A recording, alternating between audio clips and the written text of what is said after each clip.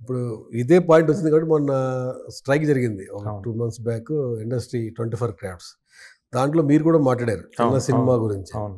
ఈ చిన్న సినిమాలకు ఒక షో ఇస్తామని, టికెట్ రేట్ అలా పెట్టాలని రకరకాల ఇష్యూస్ మాట్లాడారు. అందులో మీరు కూడా అవును, ఉన్నారు కదా. అవును. అసలు చిన్న సినిమా బతికే అవకాశం ఉందా? ఈ చెప్పే కండిషన్స్ మీరన్నీ చెప్పినాయంటే? చాలా టఫ్ అండి.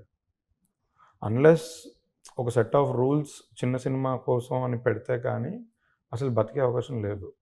ఆహ్, అంటే రెండండి. ఆఫ్టర్ రిలీజ్ టైమ్, రిలీజ్ తర్వాత పక్కన పెడితే సినిమా మేకింగ్‌లోనే చాలా ప్రాబ్లమ్ ఉంది. పెద్ద సినిమాకి ఎంత చార్జ్ చేస్తున్నారో మిగతా వాళ్ళు, అవే రేట్లు చిన్న సినిమాలకి అప్లై చేస్తున్నారు. అలా చేస్తే మా కాస్ట్ ఆఫ్ ప్రొడక్షన్ చాలా పెరిగిపోద్ది. అంటే ఇప్పుడు మీకు మలయాళంలో గానీ, కన్నడలో గానీ, తమిళ్‌లో గూడా గానీ స్టిల్ 2 క్రోర్స్‌కి సినిమా కాపీ రెడీ చేసే సిట్యుయేషన్ ఉందండి. తెలుగులో ఆ సిట్యుయేషన్ లేదు. 5,00,00,000 తక్కువ ఎవరు కాపీ రెడీ చేయలేరు. ఒక మీడియం సినిమానా? మీడియం చిన్న సినిమానే 5,00,00,000 తక్కువ కాపీ రెడీ చేయలేరు. మనం అందరం 2, 3లో చేద్దాం స్టార్ట్ చేస్తాం గానీ 5 అయిపోద్దండి. అసలు కంప్లీట్‌గా ఈ సినిమా ఇండస్ట్రీకి సంబంధం లేని ఒక డైరెక్టరు, కొత్త ఆర్టిస్టులు, కొత్త టెక్నీషియన్‌తో అసలు సినిమా చేస్తున్నామని కూడా చెప్పకుండా దొంగతనంగా సినిమా చేసుకుంటూ ఉంటారు. అంటే regular set of unions follow అవ్వకుండా. వాళ్ళకే ఒక చిన్న రూ. 1,00,00,000 డిఫరెన్స్ వస్తది గానీ, rest of the things Telugu cinema ఇండస్ట్రీలో తక్కువలో సినిమా చేయనివ్వట్లేదు.